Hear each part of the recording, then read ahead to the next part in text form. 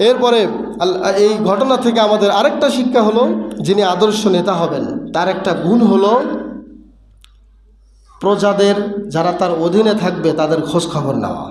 সুলাইমান আলাইহিস সালাতু ওয়াস সালাম হুদহুদ পাখি না দেখা মাত্রই খোঁজ করা শুরু করেছেন যে হুদহুদ কোথায় গেল, তাকে খুঁজে আনো, সে কোথায় গেল। এটা একজন আদর্শবান লিডার যারা, নেতা যারা, তাদের একটা অন্যতম গুণ যে আমার কোনো সদস্য না থাকলে তার খোঁজ নিতে হবে। 6 নম্বর একটা শিক্ষা হলো কনসালটেশন বা পরামর্শ, যেটা পরামর্শ কোশ্চেন কালেও অকল্যাণ বয়ে আনে না, পরামর্শ ভিত্তিক সব কাজই কল্যাণ বয়ে আনে, বলেন সুবহানাল্লাহ। যেটা বিলকিস রানী করেছিল, তার সাবার রাজ্যের সকল মন্ত্রীদেরকে নিয়ে পরামর্শ করেছিল কি করা যায়, এক পর্যায়ে তিনি মুসলমান হয়েছেন, বলেন সুবহানাল্লাহ।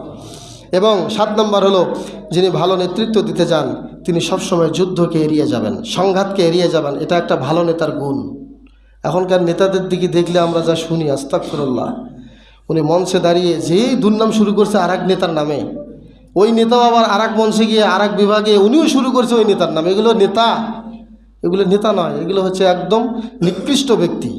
নেতা হতে হবে এমন একজন ব্যক্তি যিনি কোশ্চেন কালেও কোনো সংঘাতে বা কোনো তর্কযুদ্ধে হারাবেন না, তর্কযুদ্ধে লিপ্ত হবেন না। যত দূর সম্ভব যারা ভালো নেতা তাদের কি গুণ হলো তর্ক বা যুদ্ধ সংঘাত এগুলো থেকে এড়িয়ে থাকা।